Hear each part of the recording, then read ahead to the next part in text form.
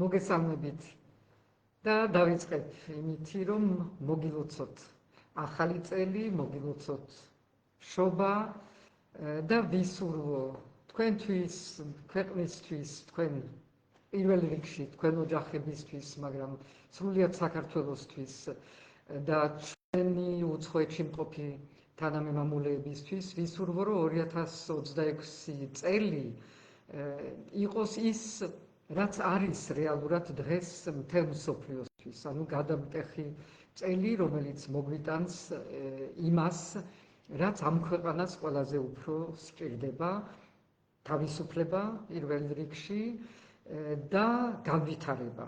ორივე არის განუყოფელი, იმიტომ რომ თავისუფლება განვითარების გარეშე მერე გადადის სხვა რამეში. და განვითარება თავისუფლების გარეშე არც არსებობს და არ შეიძლება რომ იყოს. ასე რომ ორივეს გისურვებ და მე ვარ დარწმუნებული, რომ ეს წელი მართლაც ამას მოგვიტანს და ჩვენ უნდა ვიყოთ მზად ცვლილებებისთვის. ეს არის მოთხოვნა ამ წლის. რამდენიმე შეკითხვა შემოვიდა საერთაშორისო მოვლენების კონტექსტში 2026 წელს განვითარებული მოვლენების ფონზე ვენესუელა არის ჩამოთვლილი, ამერიკის შეერთებული შტატების ქმედებები, ირანში მიმდინარე მოვლენები და აინტერესებს როგორი უნდა იყოს, როგორ უნდა მოახდინოს საქართველოს პოზიციონირება და არის თუ არა ის რაიმე შანსი ჩვენი ქვეყნისთვის. ჩვენ თუ ვიცით რა უნდა გავაკეთოთ, ყოველთვის არის შანსი და მე ამითი დავიწყე, რომ ეს წელი არის ცვლილებების წელი, ვხედავთ ჩვენს ირგვლივ ყველგან, რომ ეს არის ცვლილებების წელი და ზოგჯერ ისე ნახევრად ღიმილით ვკითხულობ, რომ ნუ თუ ჩვენ დავრჩებით ბოლო დიქტატურა რუსეთის ხელში, როცა ყველა დანარჩენი ქვეყნები განიცდიან ამ ცვლილებებს და ნელ-ნელა გადადიან იმ თავისუფალ წყობაზე, რომელიც არის ნებისმიერი ქვეყნისთვის და ხალხისთვის აუცილებელი. ჩვენ ვხედავთ ცვლილებებს, რაც ცხადი არის ეხლა ხან მოხდა ვენესუელაში, ვხედავთ ჩვენს გვერდით ირანში რა ცვლილებები მიმდინარეობს და ძალიან რთულ პირობებში, სადაც პრაქტიკულად არავის არ ეგონა, რომ კიდევ შეეძლო ირანის ხალხს, რომ გამოეხატა მათთვის ეს სურვილი და წყურვილი თავისუფლებისთვის. და ყველაფერი იცვლება. რუსეთი, როგორც ჩანს, არის ძალიან დასუსტებული და თუნდაც მისი ბოლო ქმედებები და მისი ბოლო დარტყმები, ეს იქნება ლვოვზე თუ კიევზე, არის მაჩვენებელი იმისი, რომ უკვე იმდენად სუსტად არის, რომ აქვს ეს მოთხოვნა, რომ გამოაჩინოს ვითომც რაღაცა ძალა.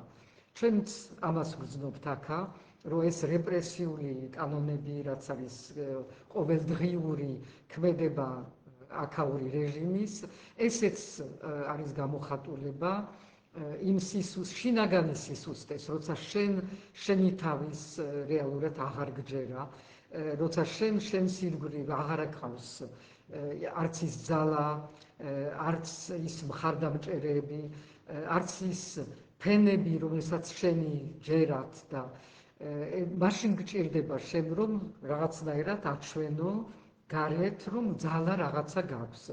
და ძალა ნიშნავს, რომ ვიღაცა უნდა დაიჭირო, თუნდაც შენი უახლოვესი გარემოცვიდან და ამითი აჩვენო, ან ახალი რაღაც კანონები ერთი მეორეზე მიყოლებით მიიღო, რომელიც უფრო და უფრო რეპრესიული არის და ალბათ ამაზედაც ვისაუბრებთ, განათლების კანონი არის ამისი ერთი მაგალითი. ეს ყველაფერი არის სისუსტის ნიშანი, ის რომ ამ ქვეყანას აქვს შინაგნად ძალიან დიდი წყურვილი ცვლილების, ესეც ფაქტი არის, ყველა ვხედავთ ამას, თუ თვალებს არ ვუჭავთ და ამასაც დავინახავთ. კოშტან გულისხმობენ ალბათ ევროპული საბჭოს პრეზიდენტი საუბრა ევროკავშირის გაქართოვებაზე, თუმცა არ უხსენებია საქართველოს. ამ ერთი შემთხვევით ვერ ვიმსჯერებთ რომ წერენ, მაგრამ შესაძლებელი არის თუ არა საფრთხე, რომ მოიხსნა საქართველოს ევროკავშირის გაქართოვების წესრიგიდან თუ დროებით გადავიდეს გვერდზე.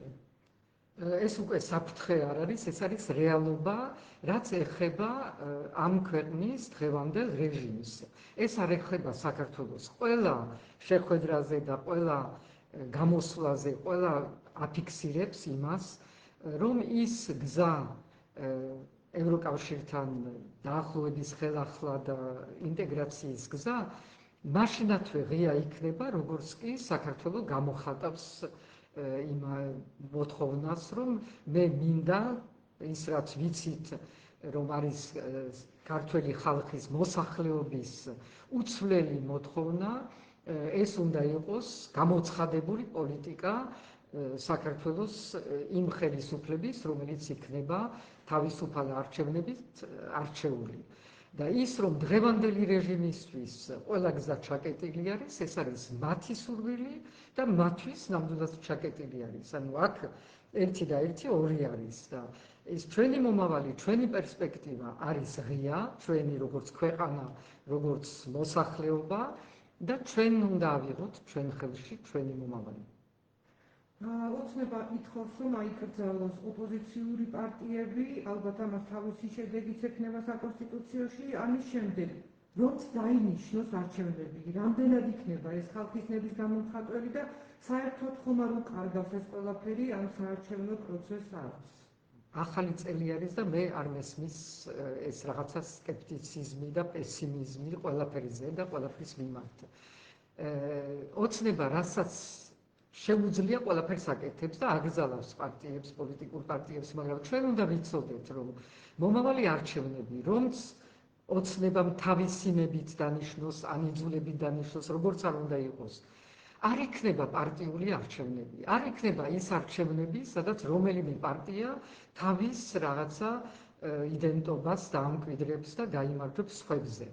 ეს იქნება ერთი დიდი წინააღმდეგობის ფრონტის არჩევნები, სადაც ყველა ერთად გაიმარჯვებს არსებულ რეჟიმზე. ეს იქნება შემდეგი არჩევნები, როდესაც არ უნდა მოხდეს და მე მგონი, რომ ეს გვიახლოვდება ძალიან და იქნება მალე, მაგრამ როცა მოხდება და ჩვენ უნდა ვიყოს ამისთვის მზად. იმისთვის კი არა, რომ დღეს ვამკვიდრებდეთ იმ თუ ამ პარტიას, ამისი დრო მოვა. მე არ ვამბობ, რომ თითო ახალ პარტიამ თუ ძველმა პარტიამ არ უნდა თავის თავზე ასევე იფიქროს მომავლისთვის, იმიტომ რომ მერე დადგება იმ გარდამავალ პერიოდის მერე, როგორც ადრეც ჰქონდა ქარტიაში ჩაწერილი და იქ არაფერი არ შეცვლილა, ყველაფერი რიგზე არის და მზად არის ვიტყოდი ამ გარდამავალ პერიოდისთვის. შემდეგ მოვა დრო თავისუფალი სამართლიანი არჩევნების და იქ აუცილებელი არის, რომ იყოს პარტიული მრავალფეროვნება. კიდევ ერთხელ ვიტყვი, რომ საქართველოს მომავალი არ იქნება, არ უნდა იყოს და არასოდეს აღარ უნდა იყოს ერთპარტიული მომავალი. მრავალფეროვნება, მრავალი პარტია და რაც მე არ ვიტყვი, რომ რაც მეტი, იმიტომ რაღაცა ფიზიკური ლიმიტიც არსებობს, მაგრამ ახალი პარტიები თუ განახლებული ძველი პარტიები, მათი დრო ნამდვილად მოვა, მათი პროგრამების დრო ნამდვილად მოვა, მაგრამ მხოლოდ მაშინ მოვა, თუ ჩვენ ამ ქვეყანას გადავარჩენთ და გადავურჩენთ და რუსეთის შემოსვლას და დაპყრობას ამ ქვეყნის პოლიტიკურად და არა სამხედრო გზით ამჯერად, თუ ამას გავუმკლავდებით და გადავარჩენთ ამ ქვეყანას. მაშინ მოვა ის შემდეგი პოლიტიკური ეტაპი ჩვენი სახელმწიფო ცხოვრების. თუ აპირებთ ახალგაზრდების ჯგუფის შექმნას, შემოკრებას, რომლებიც აქტიურად იქნებიან ჩართული არსებული რეალობის ანალიზში და დაგეგმავენ და განახორციელებენ პროტესტისათვის საჭირო პროექტებს. მე ყველაფერი შემიძლია ბევრი ინიციატივა ავიღო, მაგრამ არ არის სწორი, რომ მე ავიღო ყველა ინიციატივა. ახალგაზრდები იმისი არიან ახალგაზრდები, რომ ხელში აიღონ ეს ინიციატივა, მე შემიძლია ხელშეწყობა, თუ სადმე დამიძახებენ, რომ იქ ვიყო იმისთვის, რომ მედიის ყურადღება მეტი იყოს, თქვათ, ან როგორც ახლა ვაკეთებთ განათლების სფეროს წარმომადგენლებთან, რომ დავგეგმოთ დიდი კონფერენცია, სადაც ყველანი ერთად განვიხილავთ მთავარ საფრთხეებს და გამოწვევებს ახალი განათლების რეფორმის, ეს იქნება ამ თვის ბოლომდე და ეს ჯგუფი ჩემთან ჯერჯერობით მოქმედი არის, მაგრამ თავისით იარსებებს და ასევე ახალგაზრდები, სადაც ხელშეწყობა შეიძლება იქ ყოველთვის ვიქნები, მაგრამ მე ვერ დავიჭერ მათ ადგილს და მათ ნაცვლად ვერ ავიღებ ყველა ინიციატივას, არ იქნება სწორი.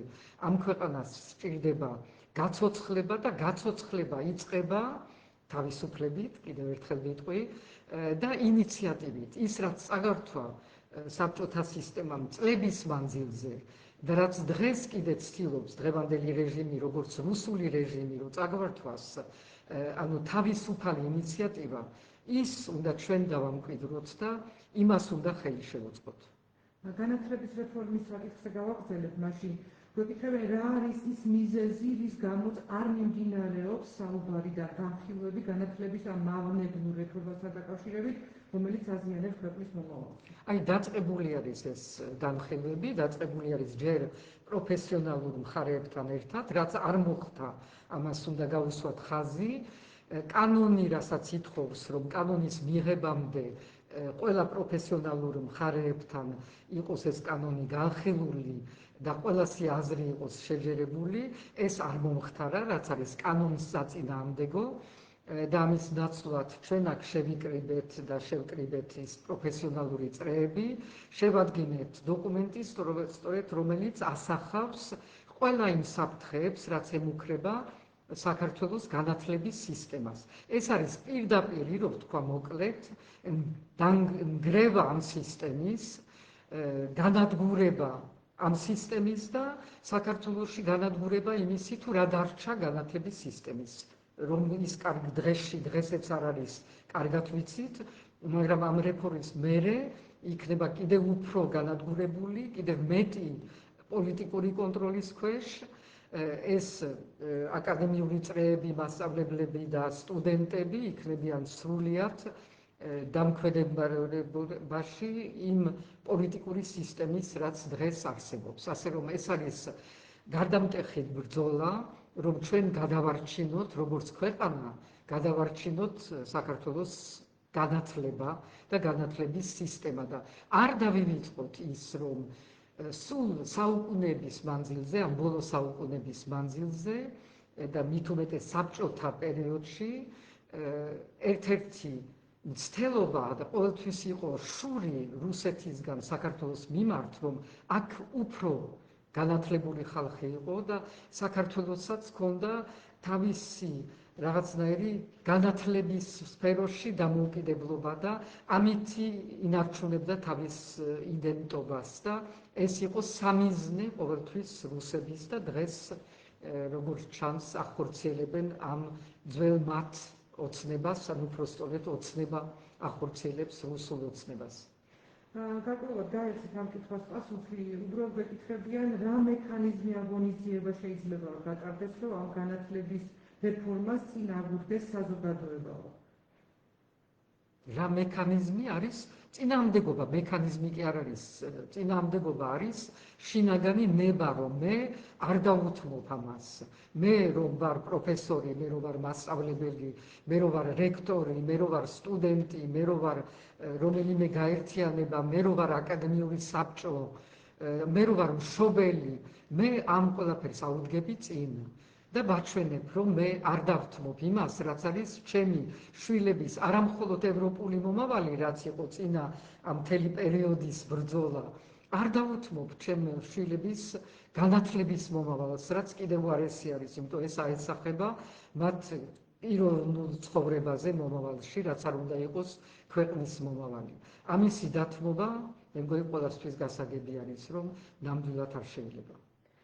რას ფიქრობთ რეპრესიების გამო სამსახურები და გათავისუფლებულ საჯარო მოხელეებზე, რომელთა რაოდენობამ 1000 გადააჭარბა, უმრავლესობა მათგანი სამსახურს ვერ იწყებს გარკვეული მიზეზების გამო, უკვე მიუღებელი პერსონები გაქვთ რეჟიმისთვისო და ნაწილი კიდევ უკვე წასულია ემიგრაციაში.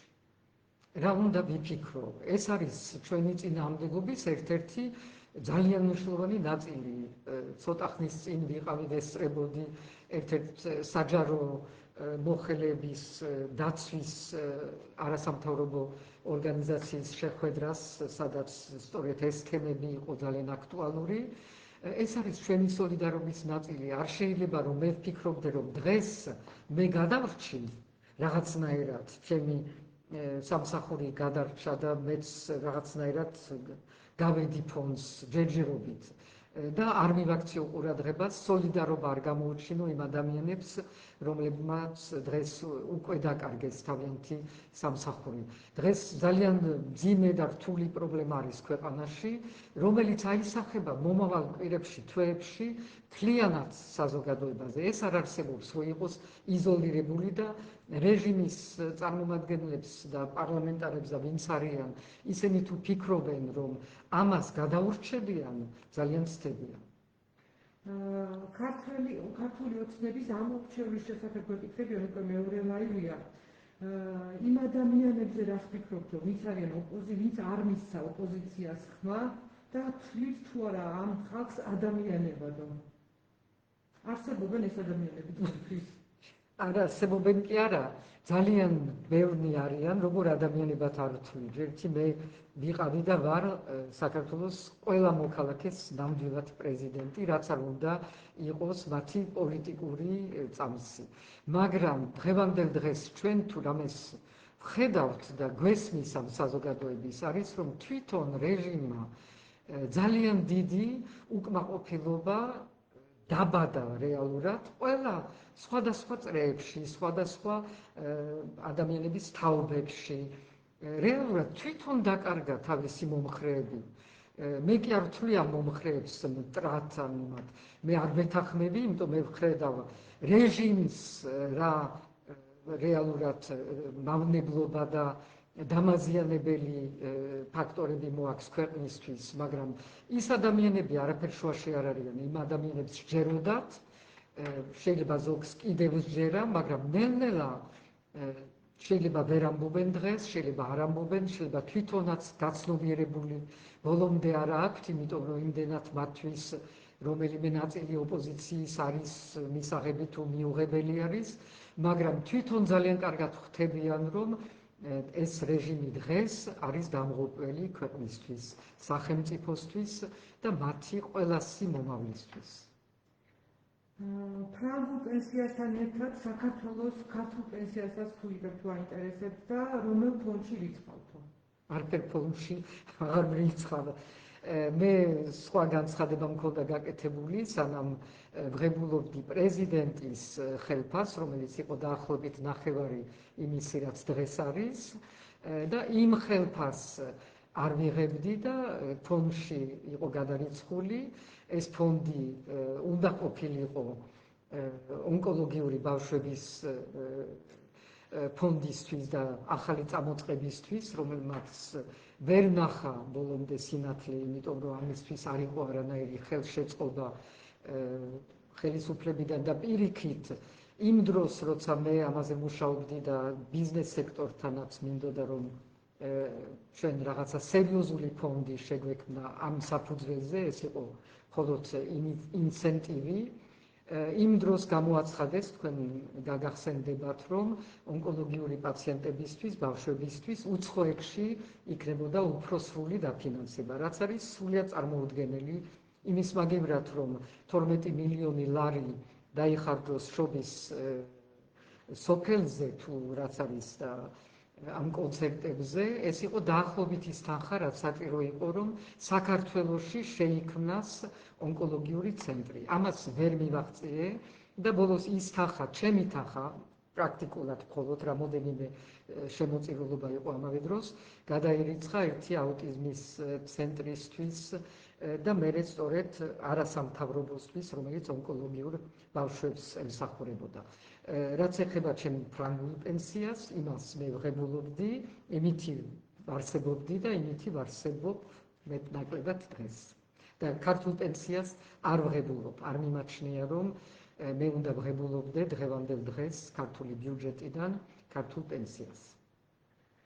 როცა საუბარი იყო გრძელვადი ამ პროტესტზე, ერთი წლის წინ და აგერ უკვე 400 დღეზე მეტია უწყვეტი პროტესტი მიმდინარეობს ქვეყანაში რეჟიმისა და მიტაცებული არჩევნების საპასუხოდ. რომ გადავხედოთ მთელს ამ პერიოდს, რას შეცვლით თუ არა რაიმეს?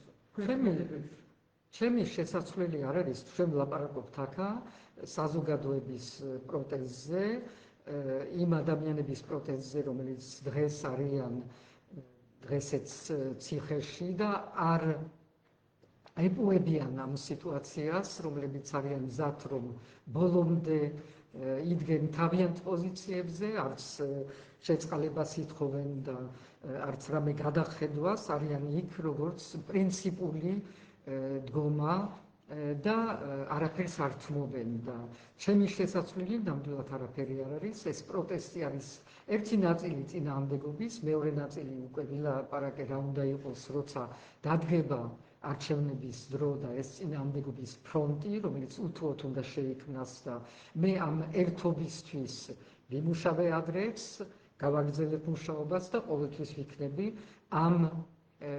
ამის სათავეში ვიტყოდი ამ წინააღმდეგობის ფრონტის, სადაც ვიქნები საჭირო. და პროტესტი არის თავისთავადი, გაგრძელდა და გაგრძელდება, სანამ არ მივაღწევთ იმ მიზანს, რომელიც არის ქვეყნის განთავისუფლება. ლეონი გვეკითხება, მარშები როდის გადაიზრდება რეალურ ბრძოლაში, რომელიც იქნება უწყვეტი გამარჯვებამდე? კიდევ ერთხელ, მე არა ვარ არც მარშების ორგანიზატორი, არც პროტესტის ორგანიზატორი. ეს არის ამისი ძალა არის სწორედ, რომ არავინ არ არის იდენტიფიცირებული როგორც ერთი ორგანიზატორი, რომელიმე პოლიტიკური პარტია, თუ პოლიტიკური ძალა, თუ პრეზიდენტი, თუ ვინმე. ეს არის თავისუფალი მოძრაობა, რომელიც ასახავს საზოგადოების განწყობას.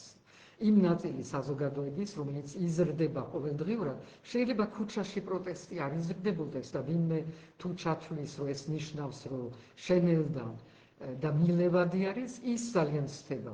იმიტომ რეალურად ეს პროტესტი საზოგადოებაში იზრდება, მაგრამ ყველა არ გამოხატავს ამას ქუჩაში და ქუჩაში გამოსვლით ან მარშით. ვინც როგორ გამოხატავს, ეს არის ძალიან თავისუფალი ფორმები, რომელიც არის ძალიან დამახასიათებელი ამ ქვეყნისთვის და ძალიან სწორი, იმიტომ რომ ძალიან ცოცხალი არის და ამისი დახრჩობა ძალიან რთული არის, როგორც უკვე აღმოაჩინა რეჟიმმა. არც ერთმა რეპრესიულ კანონმა, არც ერთმა დაჭერამ, არც ერთმა მუქარამ ვერ შეძლო დღემდე, რომ ეს პროტესტი ჩაეხშო. და ეს არის მისი უდიდესი ძალა, რომელსაც მე ძალიან დიდ პატივს ვცემ. TikTok-ზე წერენ, ქალბატონო საუბრობ, ხალხს განუხმაროთ მოქალაქეობის მიღების პროცესში. ქართველი ვარ, სოხუმში დავიბადე. რა ნაბიჯები უნდა გავუთვალისწინო აუგუსტში? მე თავის დროზე, როგორც ერთ-ერთი ინიციატორი და ბოლომდე მებრძოლე მისთვის, რომ ორმაგი მოქალაქეობა შემოსულიყო ჩვენს კონსტიტუციაში და ჩვენ კანონმდებლობაში, მე ვიყავი მომხრე, არა მხოლოდ ერთის მხრივ და ამაზე უკვე ვისაუბრე, გამარტივების ინფორმების, რითაც ჩვენმა მოქალაქეებმა, პოტენციურ მოქალაქეებმა უნდა მიიღონ, დაიბრუნონ მოქალაქეობა, ასევე ვიყავი მომხრე იმისი, რომ ჩვენ აფხაზეთში და ცხინვალის რეგიონში დაბადებულ ადამიანებისთვის ავტომატურად მიგვენიჭა დაგვებრუნებინა უფრო სწორედ, ვინც 90-წლებში რეფერენდუმში მაგალითად ღებულობდნენ მონაწილეობას, აღვედგინა საქართველოს მოქალაქეობა მათთვის პრაქტიკულად ავტომატური რეჟიმით. და ჩვენ ეს არ გავაკეთეთ, ძალიან დიდი დანაშაული არის, მით უმეტეს, როცა დაიწყო უკრაინაში რუსეთის მიერ გაჩაღებული ომი, მერე წამოვიდა ძალიან ბევრი მოთხოვნები სწორედ იმ ადამიანებისგან, რომლებიც ვეღარ სარგებლობდნენ ამ რუსული პასპორტით და ძალიან დაბლოკილი იყვნენ ყველგან და ძალიან უნდოდათ საქართველოს მოქალაქეობის დაბრუნება და ჩვენ ამისთვის მზად უნდა ყოფილიყავით და უნდა ხელგაშლილი მიგვეღო ეს ადამიანები დაგვებრუნებინა ესენი, თორემ რას ნიშნავს დავიბრუნოთ ტერიტორიები, თუ ჯერ სადაც საშუალება გვაქვს არ ვიბრუნებთ ადამიანებს და მე ამისი ტოტალური მომხრე ვარ. გიორგი გურასტიშვილი გვეკითხება, რას გულისხმობს გადარჩენაში? თავისუფლება, რომ საქართველო არ გახდეს რუსეთის აღიარებული თუ არ აღიარებული პროვინცია. ესე იგი, ჩვენ არ ვიყოთ რუსულ მოდელზე, განათლების მოდელი არ იყოს რუსული, ეკონომიკის მოდელი თავისი კორუმპირებული ადამიანებით და თავისი შავი ფულით არ იყოს რუსული მოდელზე აწყობილი, არამედ თავისუფალ ვაჭრობაზე, რომ ადამიანების მისვლა-მოსვლა იყოს თავისუფალი და არა დაკონტროლებული, რომ მოსმენები არ იყოს ყველგან გავრცელებული რუსულ მოდელზე და ასე შემდეგ და ასე შემდეგ. ანუ თავისუფალი, დამოუკიდებელი, დემოკრატიული ქვეყანა. ეს არის გადარჩენა ჩვენი ქვეყნის და ჩვენი მომავალი თაობების. ამისი დრო დღეს დადგა, იმიტომ რომ მთელი მსოფლიო განიცდის ამ ცვლილებებს და ჩვენ არ შეიძლება რომ ჩამოვრჩეთ და დავრჩეთ ბოლო კოლონია რუსეთის. ალექსანდრეს საინტერესებს მნიშვნელობა რა მომავალ წლებში? მე მგონი რომ უკვე ამაზე პასუხი ახლა გავეცი და გამეორება საინტერესებს. რატომ არ უჭერთ მხარს მოქალაქეების მოთხოვნას და არ ერთვებით ინიციატივაში, რომ ხელისუფლების მერვისაგან დამოუკიდებლად ჩავატაროთ სუვერენული რეფერენდუმი საკითხზე? არის თუ არა მოქმედი პარლამენტი ლეგიტიმური წარმომადგენლობითი ორგანო, რომელიც დაფუძნებულია ხალხის მიტოვის მანდატზე? იმიტომ რომ გამარჯვებულ ბრძოლას ჭირდება რეალისტური გეგმები. სადაც ჩვენ არ გვაქვს ბერკეტები იმისთვის, რომ ორგანიზებული იყოს ამგვარი რეფერენდუმი, ამისი წამოწყება, ინიცირება და ერთგვარად პირობის მიცემა ხალხისთვის, რომ ეს შესაძლებელია, არის მხოლოდ წინა იმისი, რომ მე არა გადავიდეთ, ვთქვათ, იმედგაცრუებაში და ვერ გაკეთებაში. არ არსებობს ამისი საშუალება დღევანდელი მოცემულობიდან გამომდინარე. არც პარლამენტი არის ჩვენ ხელში, არც ხელისუფლება ცხადი არის და არავინ არ დაუშვებს, რომ მე მაგალითად გამოვაცხადო. რომ გამოვაცხადო რეფერენდუმი, გამოვალ სრულიად რაღაცა სულელის როლში, რაც სული ამისი არ მაქვს. მაგრამ ბრძოლას აქვს აზრი, არის რეალისტური და ბრძოლიდან გამარჯვებული გამოსვლა არის ძალიან რეალისტური, მაგრამ რეალისტური გზები უნდა დავისახოთ და ერთადერთი გზა რეალისტური და ეს 4-მაც გვაჩვენა არის სამართლიანი თავისუფალი არჩევნები. ეს არ იქნება იმთავითვე, ჯერ იქნება ბრძოლის არჩევნები და ამ ბრძოლის არჩევნებისთვის უნდა მოემზადოთ.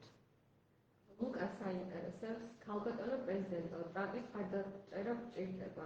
ხომ არ დაკავშირებდი ხართ მას ან სხვა ევროპელ ლიდერებს? ყველას ვეკავშირები, რამდენიც შემიძლია, როგორც შემიძლია და მე მგონი ჩამოთვლილიც გვაქვს ჩვენ საიტზე, თუ რამდენი შეხვედრა მქონდა მთელი 2025 წლის მანძილზე, ან რამდენი ინტერვიუ, რომელიც არის ასევე ფორმა, რითაც უნდა მივიტანოთ ჩვენი სათქმელი და ჩვენი თხოვნები იმ დონეებზე, რომელიც გვჭირდება. ეხლა მე აქაც არ მინდა რაღაცა ილუზიები. არ ვიფიქროთ ისე მარტივად, რომ ხვალ დესანტი იქნება ამერიკის საქართველოში და წაიყვანენ, როგორც წაიყვანეს მადურო, ესე წაიყვანენ ბიძინა ივანიშვილს. ეს ასე არ მოხდება. მაგრამ ის, რომ ჩვენს ირგვლივ ცვლილებები რაც ხდება ამერიკაში, რუსეთში, რომელიც ძალიან სუსტდება, კიდევ ერთხელ უნდა ვთქვა და უნდა ეს დავინახოთ. ირანი ჩვენს გვერდით რო იცვლება და შესაძლო არის გახდეს სხვანაირი ქვეყანა, რომელთანაც სხვანაირი ურთიერთობები გვექნება. ეს ყველაფერი, რომ უკრაინას იცავს უფრო და უფრო ევროპა და რეალურად უკრაინულ პოზიციებს იცავენ და ამერიკაც იცავს და გარანტიები ნელ-ნელა უკვე ჩამოყალიბებული არის, რა ტიპის გარანტიებს მისცემენ. ეს ყველაფერი არის ის გარემო, რომელშიც ჩვენ უნდა ჩავჯდეთ და მოვნახოთ ჩვენი გზა. და ამის ირგვლივ უნდა იყოს ჩვენი გზავნილები და არა კიდევ ერთხელ რაღაცა ოცნებების დრო დამთავრდა. რეალური მოთხოვნების დრო დგება და რეალური იმედების. იმედი მირჩევნია პრაგმატული, ვიდრე ჰაერში ოცნება, რომელიც ვხედავთ, როგორ გადადის ქართულ ოცნებიდან რუსულ ოცნებაზე. აინტერესებს ზოგადად მეგობარ ახლად რას ფიქრობთ ახლა და რას ფიქრობთ? მე სულ ერთი და იგივეს ვფიქრობდი, რომ ეს მეგობარი აქტი ჯერ ერთი ჩემი საფიქრალი არ არის, ეს არის ინიციატივა ჩვენი ამერიკელი პარტნიორების და მათი პოლიტიკა არის. მე არ მაქვს არანაირი უფლება, რომ უკარნახო ახლა ამერიკას რანაირი პოლიტიკა ან რანაირი კანონები უნდა მიიღოს თვითონ. ის რომ ეს კანონი არის გაყოფილი ორად და ეს იყო მისი მთელი კონცეფცია, რომ რასაც და როგორც თქვენ დღეს იქცევით, ეს ჩვენთვის მიუღებელი არის და აქედან გამომდინარე უნდა დასანქცირდეს ის ადამიანები, რომლებიც ხელს უწყობენ რუსულ გავლენების გაფართოებას საქართველოში და ეს არ არის მისაღები ამერიკისთვის და მეორე მხრივ თუ კი საქართველო დაუბრუნდება, რაც არის პარალელი იმისი, რაც ხდება ევროპასთან. როგორც კი საქართველო დაუბრუნდება სწორ მიდგომას თავის პარტნიორებთან, ეს იქნება ამერიკა პირველ რიგში, მაშინათვე უნდა ჩვენ აღვადგინოთ ის პროცესები და ის პერსპექტივა, რაც არსებობდა სტრატეგიული პარტნიორობის, რომელიც ჩამოგვართვეს და ამისი დაბრუნება საქართველოსთვის უნდა იყოს ჩვენი მიზანი და მათ პოლიტიკაში დევს და მათ განაცხადებში.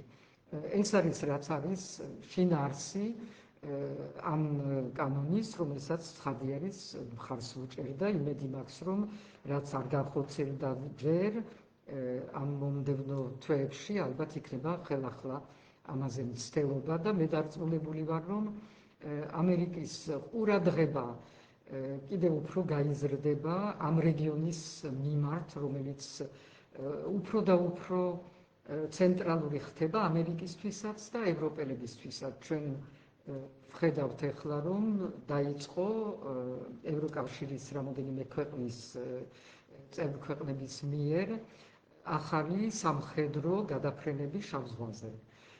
როგორც ნიშანი იმისი, თუ რამდენად სტრატეგიული მნიშვნელობა აქვს შავი ზღვის უსაფრთხოებას.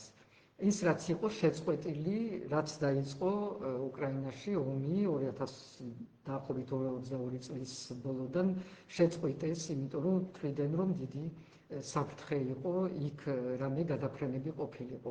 ეს აღდგა და აღდგა ძალიან ინტენსიურად. ეს ყველაფერი არის ნიშანი, რომ ჩვენი პარტნიორებიდან ამერიკა იქნება თუ ევროპა იქნება, არის გაზრდილი ინტერესი ამ რეგიონისთვის. ის რაც ხდება ირანში, მხოლოდ კიდევ გაზრდის საქართველოს მიმართ ინტერესს. იმიტომ რომ თუ ცვლილებები მართლაც განხორციელდა ირანში, ირანის ურთიერთობა ევროპასთან და ამერიკასთან ძალიან დიდად განსაზღვრავს საქართველოს როლს ასევე რეგიონში. რას ფიქრობთ, რა გამოსავალი უნდა ვიპოვოთ, რომ რუსეთთან გქონდეს მშვიდობიანი ურთიერთობა? ტიკტოკზე გვეკითხებით. ჯერთი ეს დამოკიდებული იქნება უფრო მეტად რუსებზე, ვიდრე ჩვენზე. ჩვენ თავს უნდა მივხედოთ პირველ რიგში, გავაძლიეროთ ჩვენი პარტნიორებთან ჩვენი ურთიერთობები, გავაძლიეროთ შიგნით ჩვენი ეკონომიკა და პოლიტიკა სტაბილურობით და განვითარებით, ესე იგი თავისუფლებით, ჩვენი პრობლემები გადავწყვიტოთ და შემდეგ შეიძლება უკვე ვიფიქროთ იმაზე, თუ რუსეთთან რა ურთიერთობები და როგორ უნდა დავალაგოთ. ყოველთვის შეიძლება დალაგება მეზობლებთან ურთიერთობების. მაგრამ ეს ასევე დამოკიდებული არის, თუ რა რეჟიმი იქნება რუსეთში. დღეს შეშინებული პუტინის რეჟიმი, რომელსაც აღარ იცის რა გააკეთოს, ვერ იგებს ომს უკრაინასთან, ამერიკასთან არის უკვე დამარცხებული და რეალურად შეურაცხყოფილი ვიტყოდი ამ ტანკერების ფონზე, რაც გაუკეთა ამერიკამ, ძალიან დასუსტებული სურათი არის რუსეთის. ამათთან დღევანდელ დღეს იმაზე ფიქრი, თუ როგორი ურთიერთობა უნდა დალაგდეს შემდგომში, რთული არის. ყველაფერი თავის დროზე უნდა. ჯერ განთავისუფლება, გადარჩენა, ქვეყნის განვითარება, გაძლიერება და შემდგომ ჩვენ მეზობლებთან დალაგება ურთიერთობების, თუნდაც ტრულად განწყობილ რუსეთთან. ბოლო კითხვა TikTok-ზე აქტიურად იწერება. AI ხართ თუ არა? არა, ნამდვილი ვარ, ნამდვილი. არ ვიცი რანაირად გიმღეროთ, მაგრამ კიდევ ერთხელ, სანამ დავასრულებთ, მინდა კიდევ ერთხელ მოგილოცოთ ძალიან ძლიერი და ძალიან გამარჯვებული 2026 წელი მე მჯერა.